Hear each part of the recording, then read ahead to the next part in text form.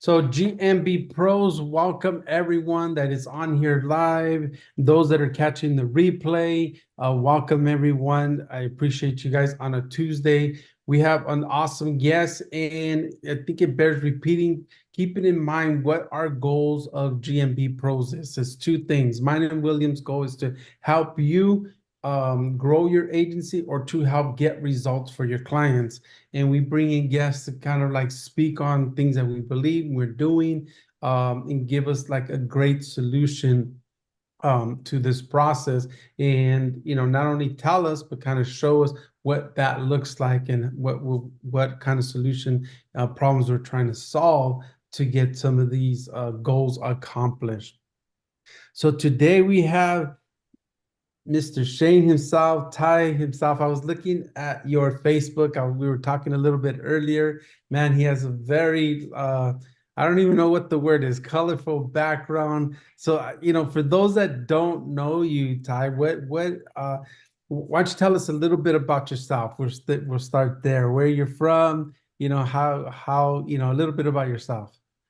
Yeah, so I mean, my message is in my mess is my message, and so to even be in marketing, to have even gone through the journey I've been on these past few years is already a defiance of basically some pretty nasty statistics that we all might know a loved one or have a friend, maybe even a family member that's a part of those statistics, and that's addiction. And so I was adopted when I was 6 years old. And so that right there can already foreshadow some trouble. Mhm. And so basically, I was a lost soul for a really long time. I've been to federal prison, state prison, county jails, could not stay sober to save my life. And it wasn't until I ended up meeting my birth mom that everything changed. And that's also when I found God, and that was when my entire life just flipped upside down. And I mean, the rest is history. Definitely not an easy road. Um, I mean, they say that for recidivism, which is the rate of reoffense of people who are incarcerated, education is the number one reducer. And I can testify that that is true.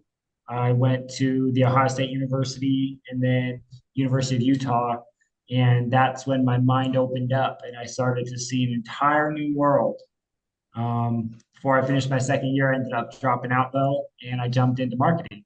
And so that began with just two simple courses. It was Coursera's Google and e-commerce. It was just Google's digital marketing e-commerce course on Coursera, and then Grant Cardone's 10x marketing course that he was pushing out about a year and a half ago, 2 years ago. And so from there, it's been a huge journey as well. I didn't start with cold email. Cold email clicks because it's almost like you're doing something you shouldn't be doing. You piss some people off in the process, but it brings results. It works, and it's a numbers game. And then now, because everybody and their mother can cold email because the barrier of entry has been reduced, it's like a game. And so it's constantly trying to stay ahead of everybody else, trying to figure out what other people are doing and not doing what they're doing. And then that basically brings us into today and kind of how we're evolving with cold email. So I can't say that these newer strategies are strategies that I've been doing for a long time because they haven't existed for a long time. But it's all about taking the new tech, the new trends, and the AI technology and integrating it into existing industries. And cold email is included. Awesome, awesome. Man, that's an awesome story. So, there's very few people, that I know that are in cold email. Like, why cold email? If we had to pick the hardest one, if we had to pick you know, it's like cold email and cold calling, right? Like, yeah, all right. It just like it's not the funnest. It's a numbers game. It's a very like tough skin, right? You gotta pound it. And then so that's like cold calling. And then you go into cold email, right? And then you add layers to that as far as, you got to get the data, got to clean the data, verify the data, right? I think it'll make or break you on that data, and then the messaging and being different, right? And what do you do to get them, because I mean, the ultimate goal, right, to cold email, cold calling is just to get the appointment, right? Get that discovery call. Like, so, you know, like how did you even come up with that? One of the hardest and ugliest and ones that we don't like, right? Like we were talking about earlier, like seven-figure agency, their method is put out content, cold email, and ads, right? It's like, and then you get people, man, it doesn't work. Oh, it's expensive. Like, why cold email? Like, So it was on accident. And so I was working with someone and I can't remember specifically, but he's like, hey, I went to this conference, I spoke, and I got all this information from these dentists. And if anybody has dealt with dentists, they know that they have gatekeepers. They're absolutely the most difficult. Like, you're not going to get in touch with a dentist, it's going to be somebody else. You're not going to be able to find their personal information. It's gatekeeped information. And so we had a list of like 2,000 names, and we ended up getting 16 appointments out of those 2,000 names. And I got, in a sense, kind of like a marketing high off of it. I'm just like, did this just happen? We got 16 appointments. And obviously, 16 appointments on 2,000 leads don't expect that kind of results. That's not your typical cold email results. We had really good data. So you're talking about data. That's how valuable having good data along with a good offer. So we had a solid offer as well too. But it was on accident. I had been going from basically like funnel building. Like when I first started, it was like click funnels, funnel building websites, SEO. I mean, getting into learning, like partnering with people in programmatic advertising, just learning all the different flywheels of marketing, writing blog posts, writing articles, just getting into all of that, and just basically touching point on all sorts of, different segments of the marketing flywheel. And as soon as we got those 16 appointments, he ended up closing on 4. So in 28 days, closed, and we did everything wrong. We did everything wrong. We had like 5 links in it. We were sending emails back to back to back. So it was a very muddled process, but it yielded results. And we did absolutely everything wrong. We sent from 2 different emails. And so we were only using 2 emails, sending like 300, like 200 emails in a day from a single email address. And so it was just a complete mess. And so once I realized that you can do everything wrong and still get results, that kind of opened up my mind to like, okay, so what would happen if I were to get this right? And so still to this day, I haven't had that good of results. However, full disclaimer, we were buying their entire office lunch for that meeting. So it was a really good offer. It was a really good offer. They're like, we'll order you DoorDash, and all we want is 15 minutes of your time. We'll order your whole office food too. We just really just want a minute of your time. And so we had personal information, a really good offer. And so that's when I kind of started to understand the different components of a good cold email campaign. And so, yes, that's where it started. It wasn't on purpose. And it's at such an amazing time because it doesn't matter what industry you're in, it's all being disrupted. There's room for innovation. There's new starting points. So, like, who used to be the best very easily, literally overnight, can lose that dominance in a different part of the marketing industry. And so, integrating new strategies like data aggregation, using AI, web scraping at scale, along with your cold email campaigns to enrich your leads. Like, it wasn't as seamless of a process, and it wasn't as like fluid of a process because of GPT-4 and just little things you can do now, and you can insert, different data-driven GPT prompted sentences or, finished sentences in cold emails and stuff. And so it's like, if you're just writing copy that's speaking just to a generic industry versus now you're writing copy that's speaking to a specific person based on information that you have very systematically and strategically gathered on their business. And maybe there's other things that you find that correlate. And so you find real-time information. You can pull case studies and all this kind of stuff that they've had listed at scale.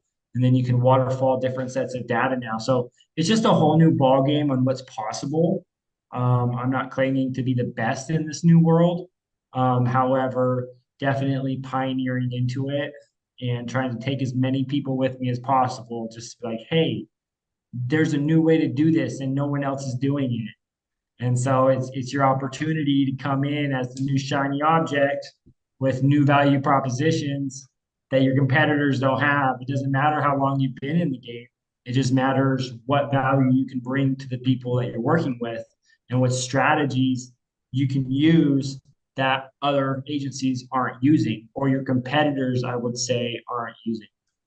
Yeah, 100%. So, I mean, Ty, real quick, like, if you can break that process down, like how people mess up. We talked a little bit about the data. You talked a little bit about the email, right? Like sending hundreds and hundreds of emails on one email, two emails, like how to create the emails, how to warm up the emails, right? We have the instant leads out there, warming them up, making them trustworthy, right? Like, can you give us some other pitfalls like to avoid or that you're solving for? Even with the data, even with the email, even with the warming up, do you do that? Is it like is video included in there? I know you talked about different like real live, it's not about the business, more about them and the business that they're in, which that's your niche, right? Can you go into like some other pitfalls that you're solving for? Well, I mean, I think the number one is data is clean data. And one thing that most people don't do is they don't do the second layer of scrubbing. And so when you scrub a list, you're going to lose about 20 to 30% of it every time. But you can go back in and you can get about 60%, 40 to 60% of that 30% back. And in that right there are leads that almost everybody else doing what you're doing is not using.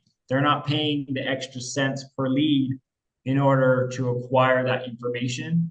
And so triple verification is, I think, one of the must-have components of a cold email strategy because it already gives you inboxes that are not saturated because you can guarantee, you can bet if you are like say in the instantly group, like you see the mindset of most cold emailers. It's like, how can I be the cheapest? How can I do this cutting as many corners as possible? And then we wonder why people hate on cold email.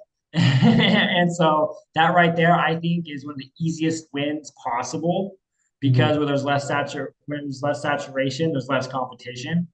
And so, yeah, instead of them having 10 to 15 cold emails in their inbox, they might only have like, a third of that or a quarter of that. And Right. so, one of the tools that we basically preach to use is list kit. And so the old process too, because you have to think of it like this, is if it takes me time to do this, wait for this to go, and then there's time for me to go and take that over to here, have a whole nother process. Then I got to wait and then bring that over here to this process. How much time has passed? And then like what is the value of your time? Even if you have BAs and other teams, what is the inefficiency of the process to quote unquote maybe save a dime when in Mhm. reality if you calculate the time spent on it, it may not be as much of a saver as you might think. And so ListKit's a newer tool that's out, triple verified. They got mobile phone numbers now as well. And so it's just becoming that HubSpot. And it's ran by ex-cold emailers themselves as well, who are now getting into creating tools and solutions for the industry.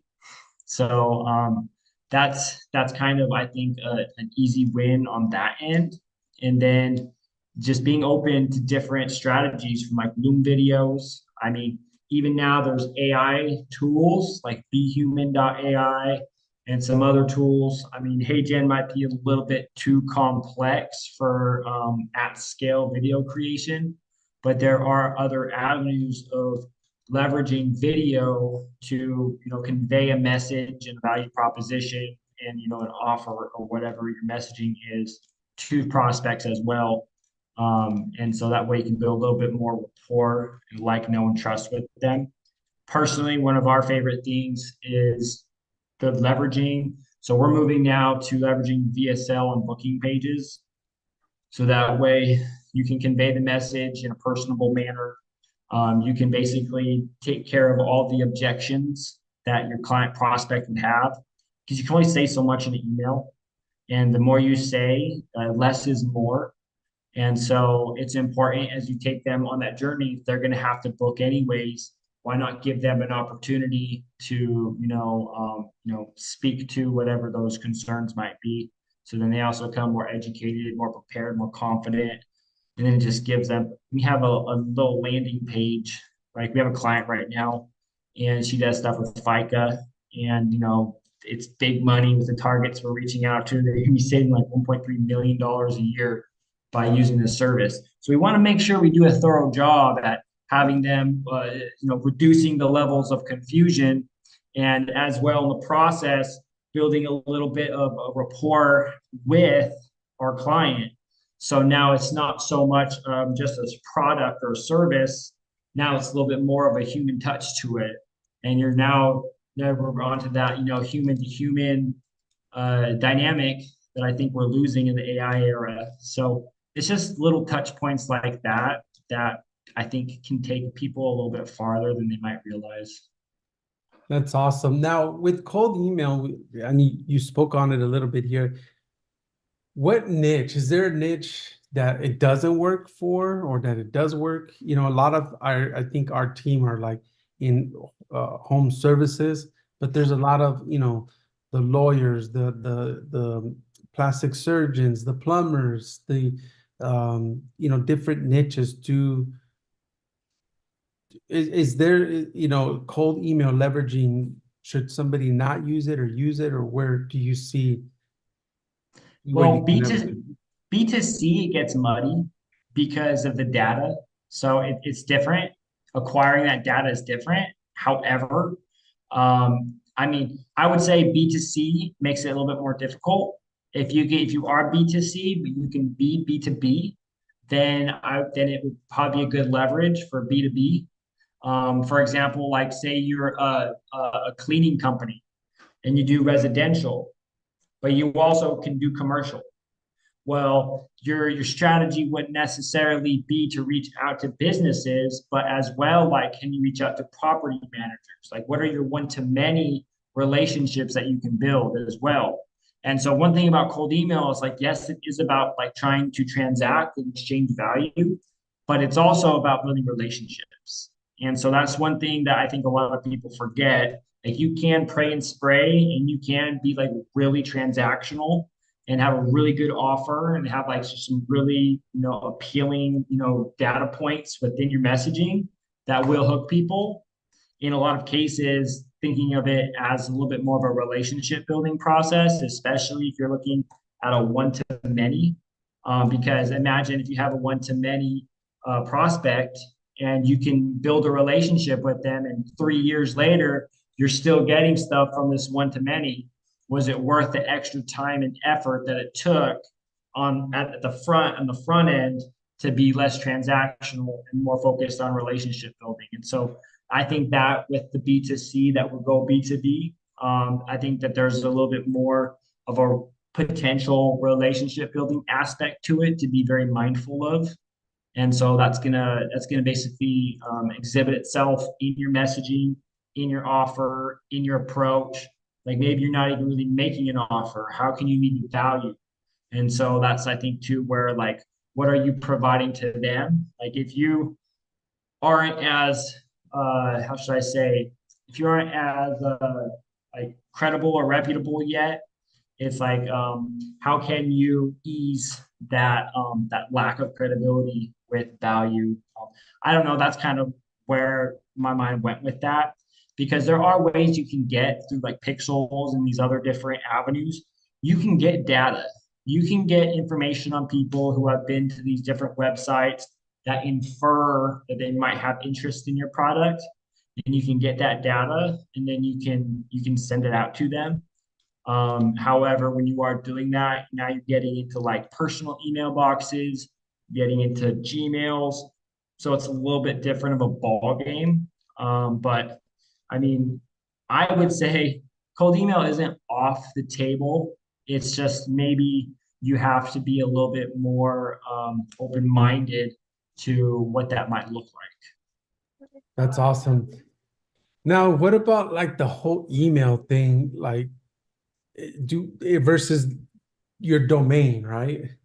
Where if it's Ty at Gmail versus Ty at your business name, is there pros or cons or even setting up that Gmail that you would go through?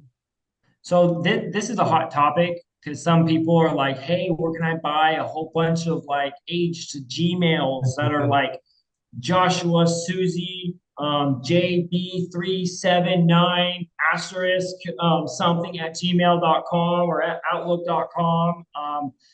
You have to realize we've all gotten those fake emails. And every single one of them, when you click the sender, it's like a whole string of numbers and letters at Gmail. And so when depending on who you're targeting, there's going to automatically be less trust. You're going to transfer less trust, because if you're a reputable business, why don't you have a domain? Why are you sending from over here? And I'm not saying that there's not ways to alleviate that initial impression. However, you just have to think of it like if you run a business and you're reaching out to another business, where do 90% of people, where does that start? And it starts from your business email. And so that's why the way that we believe, and I mean, I should say, like, I don't think that there is a better way other than to send from a business address. You can send from a business address to a personal address. So, like 4 years ago, not 4 years ago, about 5 months ago now. So 4 or 5 months ago, I did a pretty decent split test on personal emails and business emails. We use seamless.ai. And so that I like that for getting the personal emails. And there is a different click run like programming for someone who's checking their personal email versus checking their business email. And so for a recipient perspective, like most definitely, like sending two personal emails, totally ball game. And it's definitely a really good avenue. Your messaging needs to match a little their personal inbox more than a business inbox, but you're going to get a different response and a different mindset. It's crazy how it works. And so when you're creating alternative domains is just the most reputable way to go about it, because you know that all the spammers and scammers aren't doing that. And so it's just like you want to disassociate yourself as much as possible to increase your probabilities of reaching the objective you want when digitally presenting yourself to potential prospects. And so it's pretty simple. Like we just created like a custom GPT bot. Like this is how easy it is. Like you can just go to Chat GPT and give it your main domain and then ask it to give you alternative domains. It's a one-time cost. If you can't spend $10 10 times at least, a minimum, if you can't spend a minimum of $100 to get an alternative domain, you probably shouldn't be cold email. Because it's going to infer that you're not willing to spend the money for the quality and the respect that your prospects deserve on other components of your cold emailing efforts. And so it's, for example, like just keep it super simple. It's like 10x cold leads.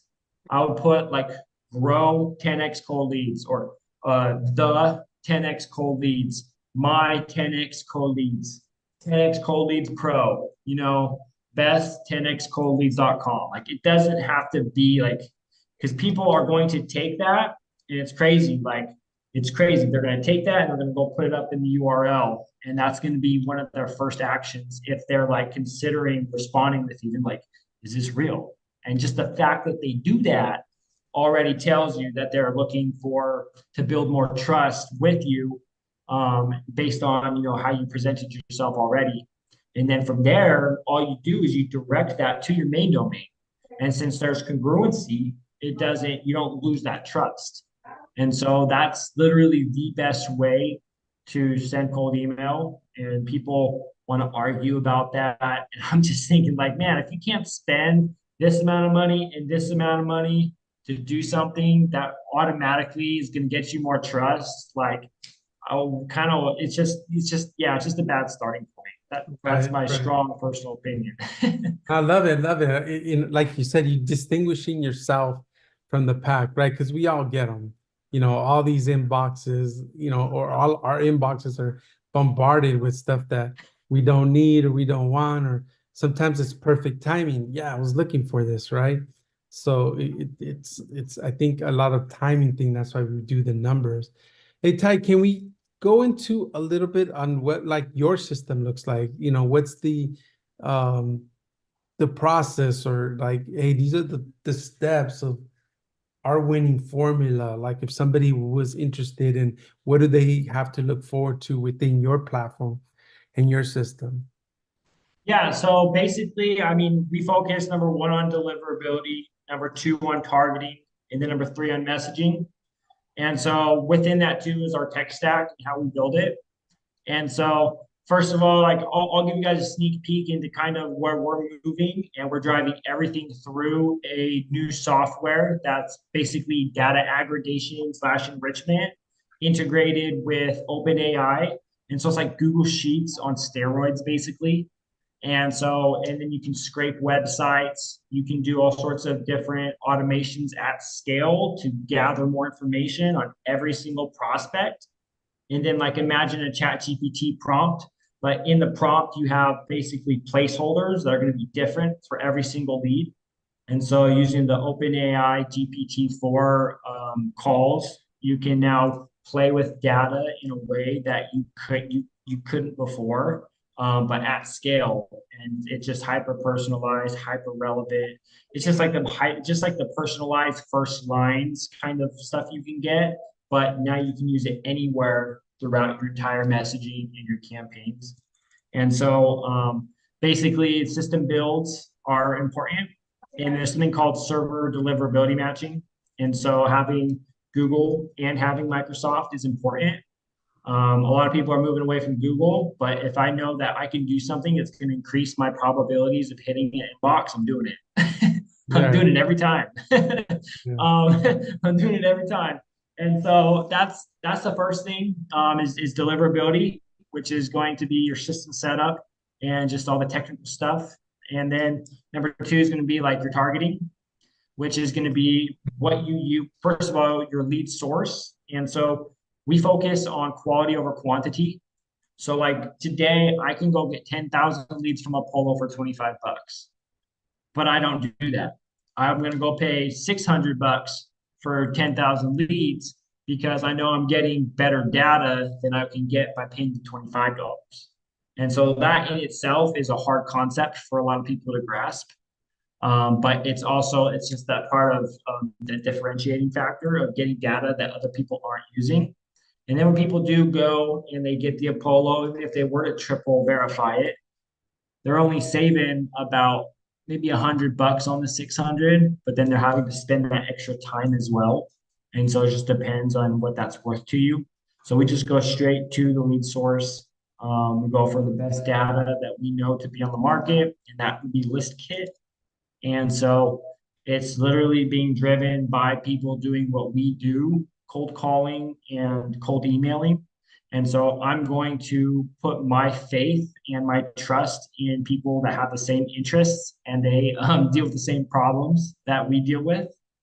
And so data is everything from that perspective, as well as assessing who it is that you're reaching out to. Because, first of all, that's going to affect your messaging as well. because the CFO, CTO, CEO, and the CEO and the COO all care about different things. They have different psychographic, tendencies or attributes, and so that is important as well as knowing who you're reaching out to and getting in front of the right decision maker. Because if you need to move the needle, but you're getting in front of someone who can't move that needle, you're wasting your efforts. And while you can still get redirected, some people will put like, if this isn't you, send me to this person or whatever. Like that's just making it more difficult. It's adding friction to getting in front of the right person. So really dialing and assessing who that person is then leads into the messaging. And so the messaging is basically what's relevant, what matters, and then how that all correlates with your offer. And then as well, you have to remember everybody and their mother is reaching out to these people. They're in click run.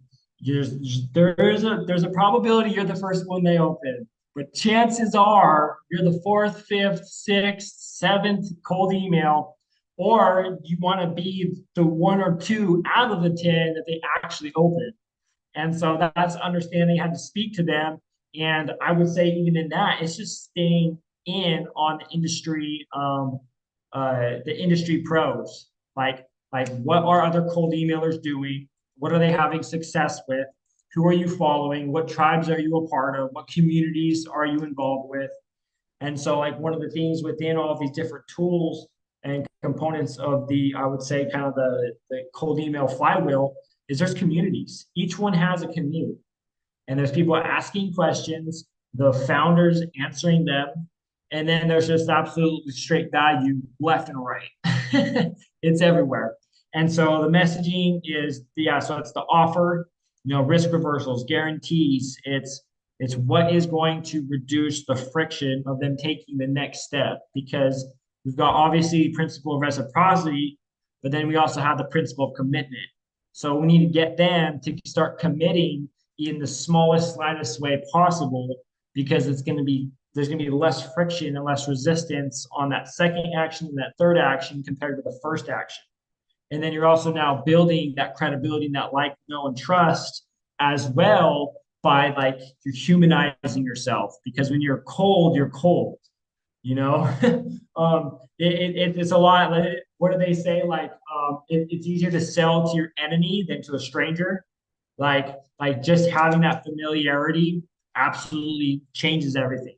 And so, just depending on what you're doing, what your offer is, who you're reaching out to, what their schedules look like, it's important to really dial in on that. And then as well too, like it's really understanding. So I'll just leave that at that. And so our flywheel for that we would suggest, and like we have a free mini course. Like my whole thing is like give everything to absolutely everyone.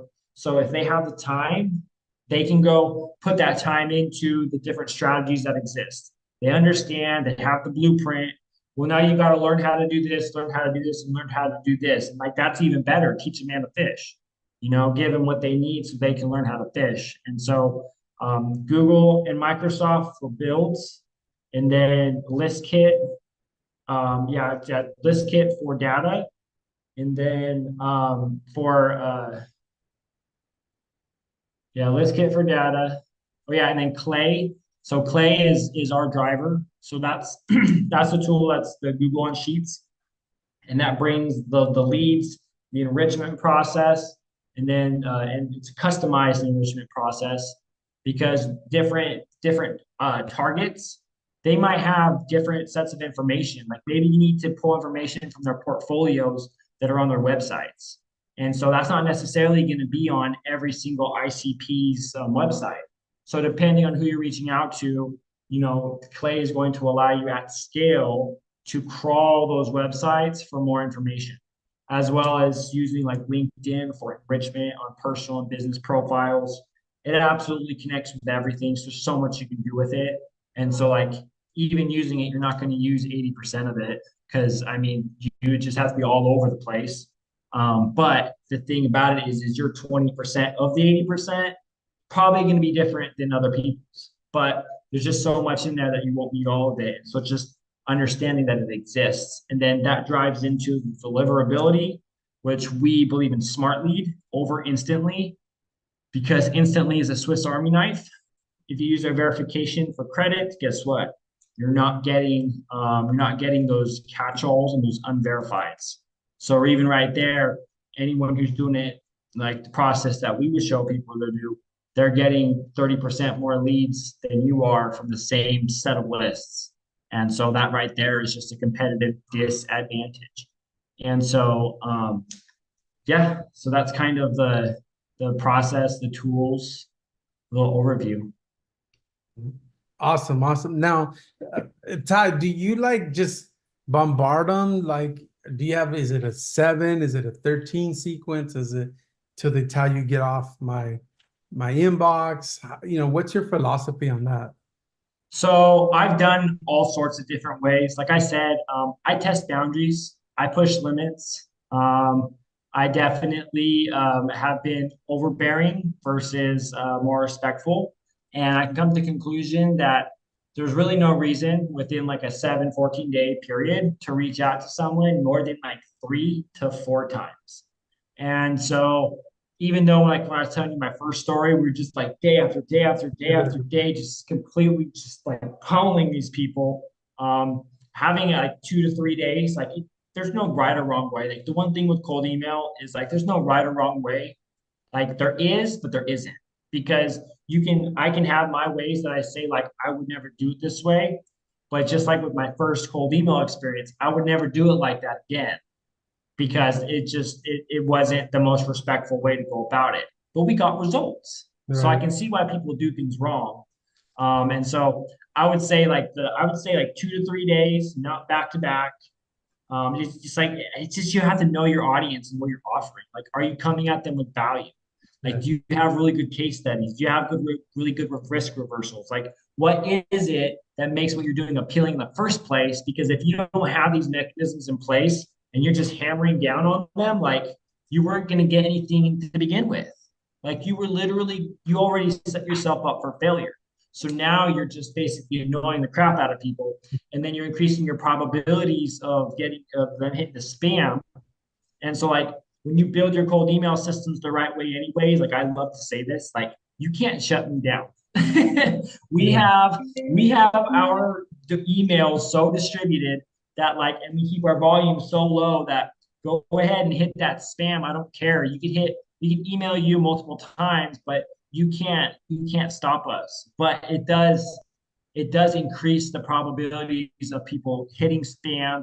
Mm. And so like it's just important just to be as respectful as possible. I don't think like I'm running with a client right now. We've had a campaign, we had a bunch of success on it.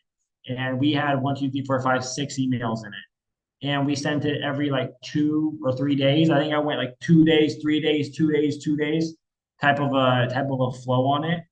And we had good results on it. However, I wouldn't do that with everybody. But where he was coming from, I mean, he's worked with some big names, some really big names, really, really big case studies, 5 figure to 7 figures replicated time and time again for helping businesses scale their agencies. And so it's just a little bit of a different beast compared to your average cold email campaign. And so it's just understanding what you're coming with. Like, if you wouldn't buy from yourself, if you got this email, why are you sending it to someone 7 times? You know? Yes, yes, absolutely. Love it, Ty. Love it, love it, love it. Now, how can people get a hold of you, or did you want to share anything else on the back end, or how can the Well, GMB pros support you, follow you, YouTube? so I don't have a YouTube. We have a Facebook group, 10x Cold Leads. So this is a clay, and this is a campaign that I'm building out right now. And so as you can see, it's basically like Google Sheets. It's got rows. And so, but what it is right here too is you go into enrich data. And so like in here, Appify is a low cost scraper. And so it just basically integrates with these other tools, and it's like a HubSpot. It's like how do I say this? Yeah, so I just want people to understand that like how do I say this? How simple in a sense cold emailing is. Like you probably know how to go scrape websites with Go. You probably have experience, like a lot of people do. Well, if you don't, and you don't know how to use external data that you have to go retrieve, having a tool like this makes it absolutely easier than it could have ever been. And so it's like even right here, Claygen AI Web Scraper.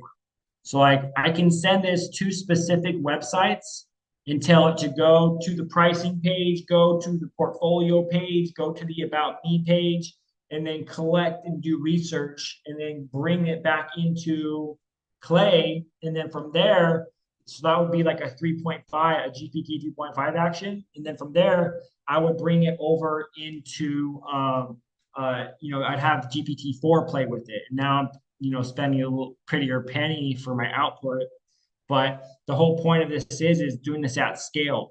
So if I was reaching out to VCs and I want to know what their portfolios are right now, and I want to personalize it by referencing things they're actually doing in real time right now to make it seem as if I actually did research, because I know every other cold emailer in those inboxes is not doing this.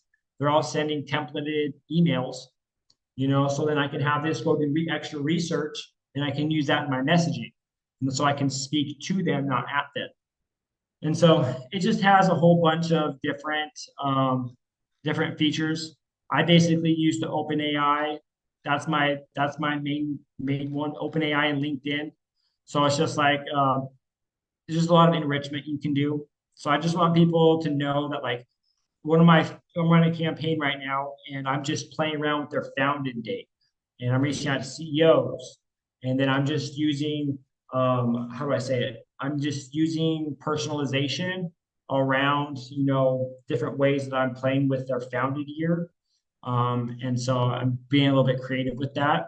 But like that's what you can't do. You're not people who are doing it the templated placeholder route, they're not taking the data that they have and going that extra step with it. So like already they're going to read the first line like, oh, they went to our website. Oh, they must have gone here for this. Oh, so like these are all in different places. And then you got this over here, but you played with it in a different way using AI or formulas. And so it looks like you did a whole nother process. I'm like, oh, okay. Now they feel almost like they need to engage or respond. It just increases the likelihood of it because you obviously put more effort and time.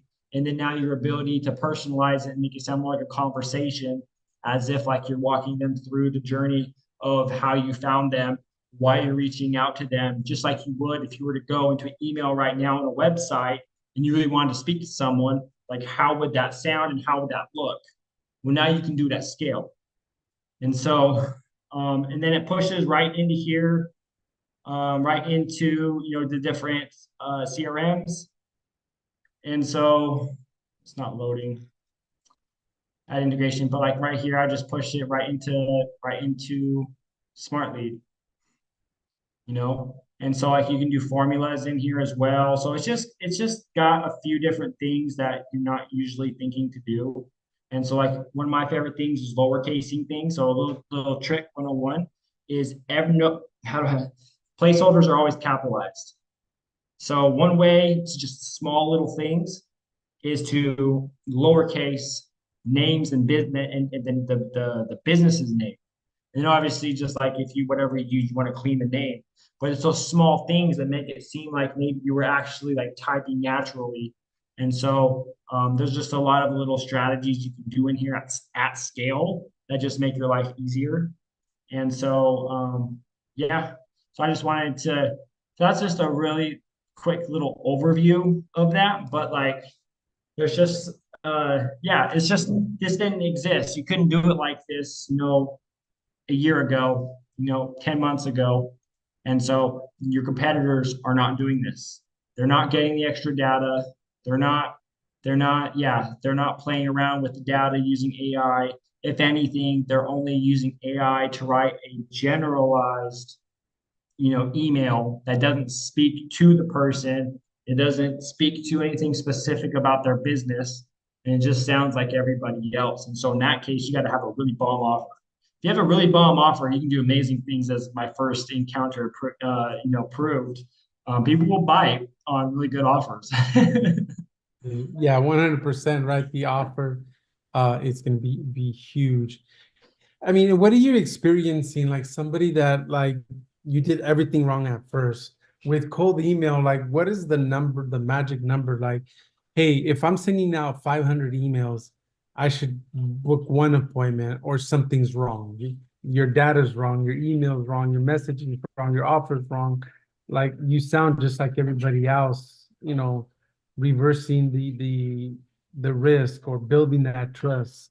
Do you have like the solid number for folks that are doing email? Like if you're not getting this, something's wrong. Well, so this is actually a really good question, because I think there's an evolution to your cold emailing journey. When you Mhm. start, you want to track your open rates, because that's just going to give you. So like, I don't generally track my open rates anymore.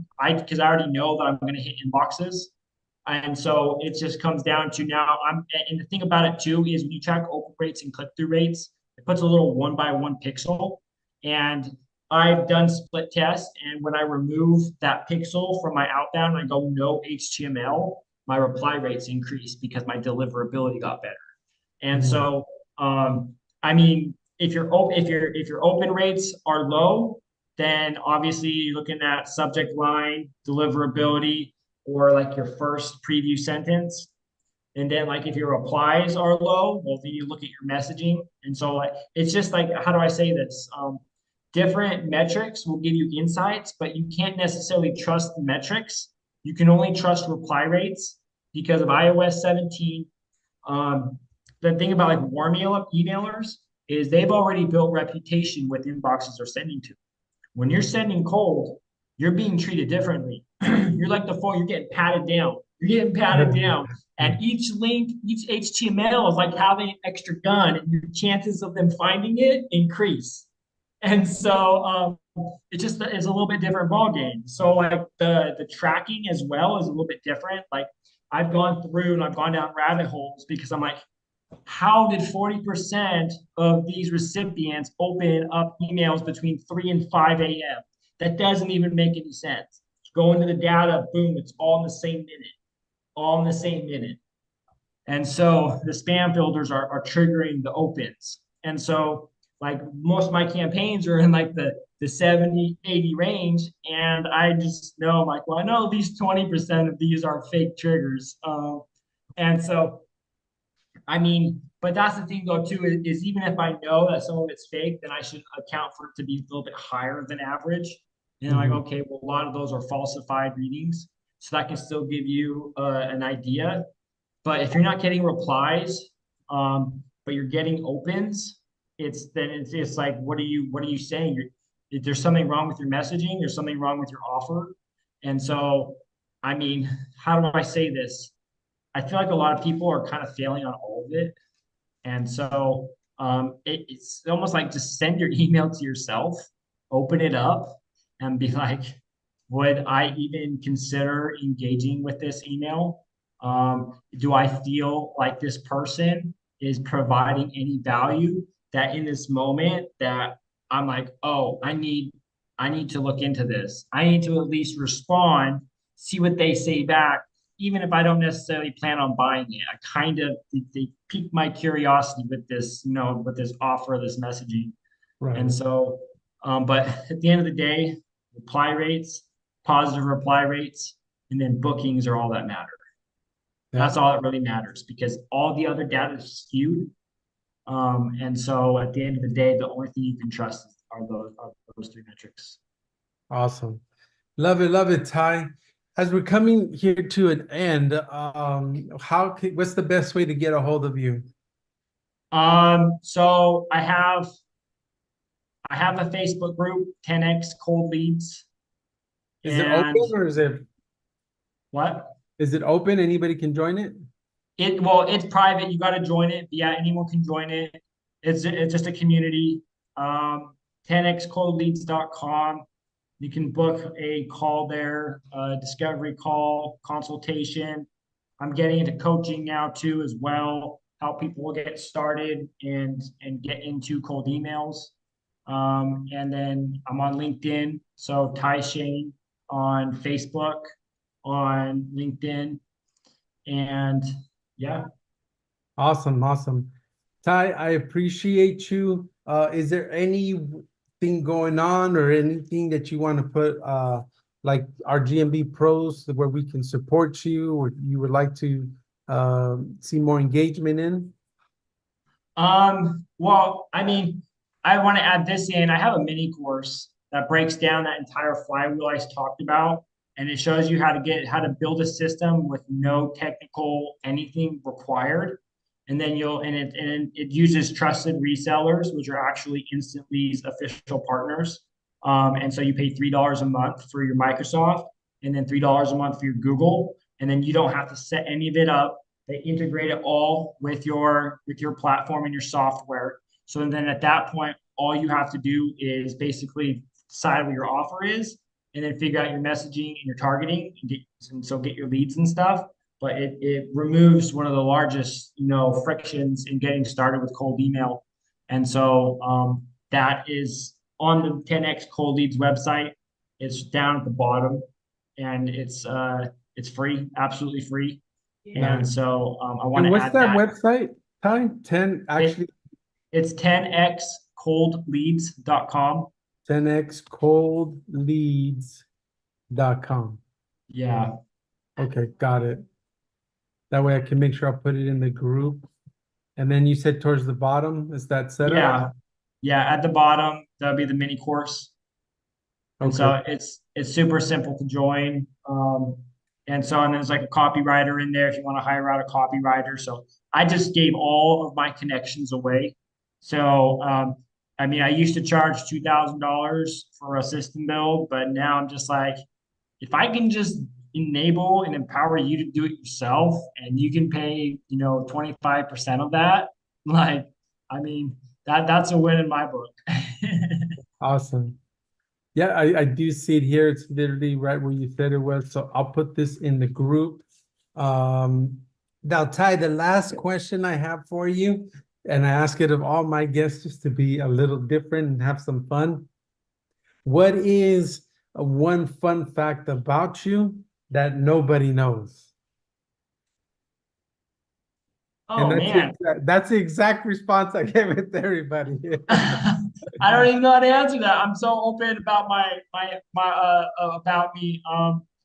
I mean, one fun fact. I mean, I guess I played the piano for 7 years growing up, and nobody would guess it. And if you put me on a piano, I couldn't play a lick. Oh, you can't no more? No, too many drugs, man. Oh. Okay, okay. I'm lucky to be here. Oh man, blessed. That's a blessing. That's a Oh blessing. yeah, it's blessed. Where are you originally from, or where's home for you? So originally from Salt Lake City, Utah. Okay, okay. Nice. And now where do you call home? I'm in Cancun, Mexico. Really? Yeah. Oh, okay, okay. And that's full-time home for you? Yeah. Well, I have this apartment till, mid-year. So I'm out here. I'm justice impacted. So I'm quote unquote a felon. So 9 years ago, my addiction, I got in trouble.